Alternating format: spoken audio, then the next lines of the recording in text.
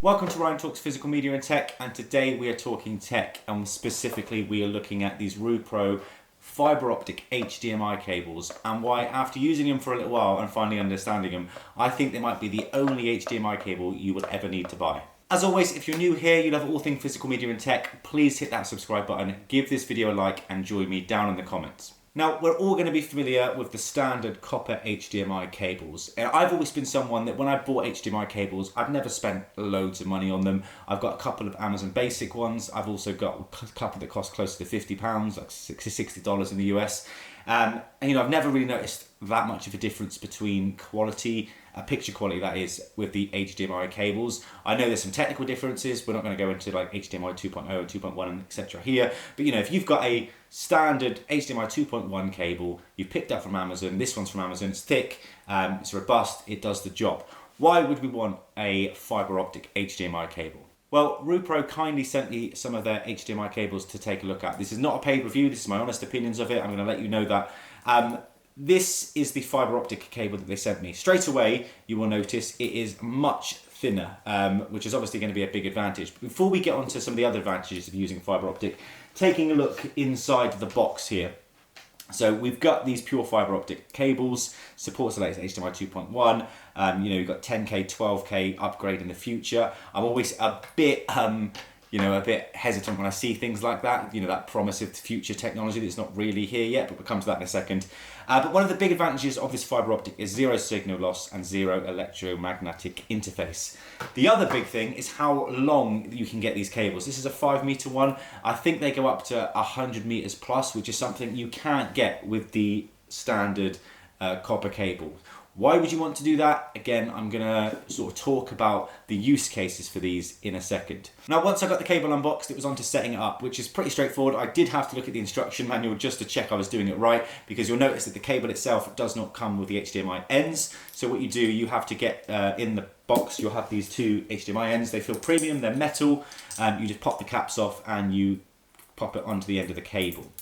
Then it's plugging them into the TV. Now, because this is a fibre optic cable, doesn't send an electrical signal, we have to power these, which you use these little micro USB cables for, which go into the HDMI port, and then you need to plug the other end into an HDMI port on your TV. Now, from my understanding, when I was testing this, it works fine just powering the display one, so the TV one. I didn't bother plugging one into my Apple TV because there wasn't a spare as a USB cable on there, and it worked fine. Now, I can hear you probably thinking already, this seems like a lot of faff, what's the point? And when I powered on my Xbox, which is what I connect this up to first, I noticed no difference in picture quality between the copper HDMI cable I had, that I think come with the Xbox, and this one.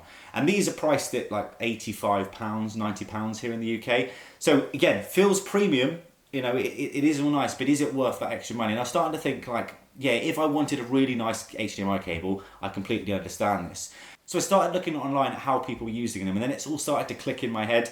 So first of all, the fact that they are super thin and have disconnected ends that you can disconnect will allow you to run this cable around the room, through walls, through ceilings. So if you've got a cinema room, that's ideal. Me personally, everything is in one area behind me here, so I don't need that. But if you did want to run a cable, these would be perfect, because you could take those ends off and it's really thin. Obviously it's a fibre optic cable, so you do have to be careful bending it. You don't want really sharp bends, because obviously I think you can break the actual cable inside, so you've just got to be careful with that.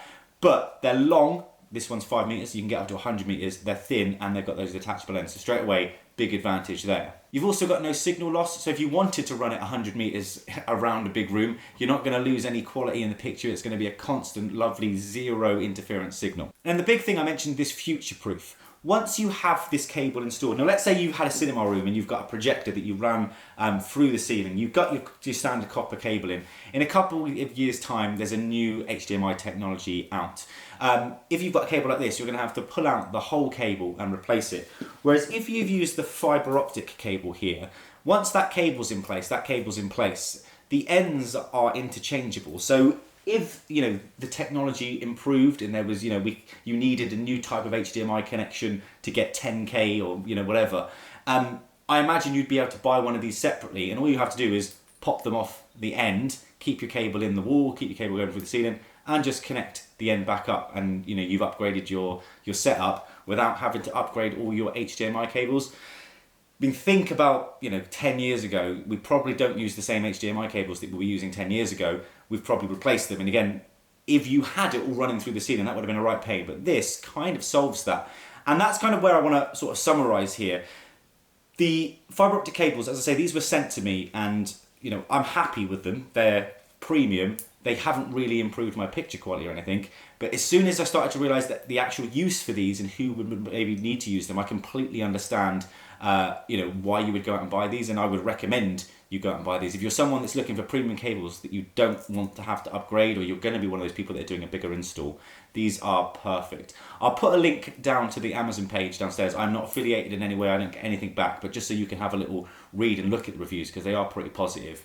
So yeah, that's it for me for this one. Just thought I would share it, talk about it. But as always, thank you for watching, and I will catch you in the next video.